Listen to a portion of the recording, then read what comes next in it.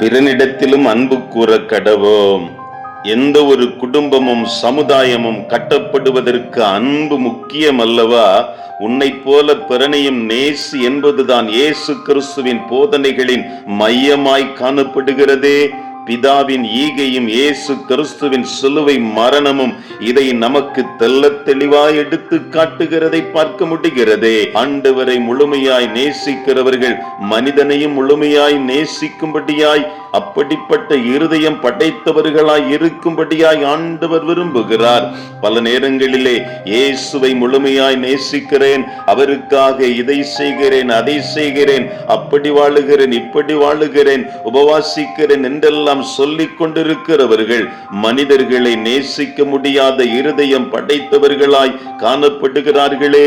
ஜெபித்தலும் வேத வாசித்தலும் ஆலயம் செல்லுதலும் அதோடு இன்றைக்கு ஆவிக்குரிய வாழ்வு நிறைவு பெறுவதில்லை.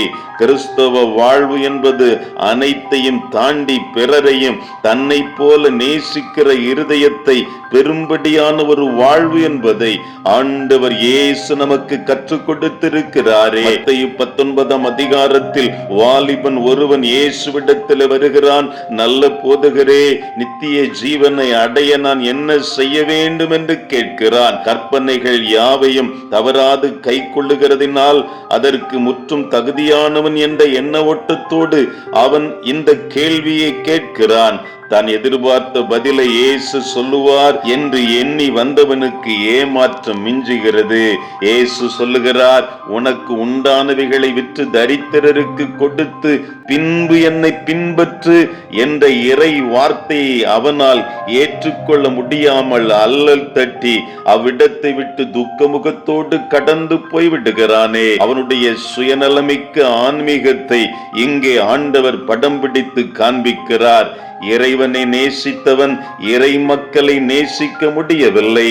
இன்றைக்கு ஆஸ்திகளின் மேல் அன்பு வைத்த அநேகர் அன்னகர்கள் மேல் அன்பு வைக்க முடியவில்லையே, அடுத்தவர்கள் மேல் அன்பு வைக்க முடியவில்லையே, கணவன் மேல், மனைவி மேல், பிள்ளைகள் மேல், பெற்றோர் மேல் அன்பு வைக்க முடியாத ஒரு நிலைமை.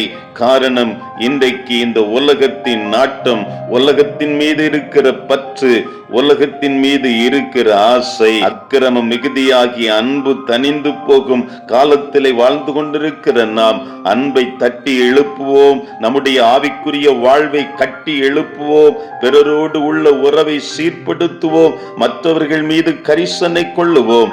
அப்பொழுது இயேசு நமக்கு வேண்டிய உதவிகளை செய்கிறவராய் அவர் கடந்து வருகிறவராய் இருக்கிறாரே.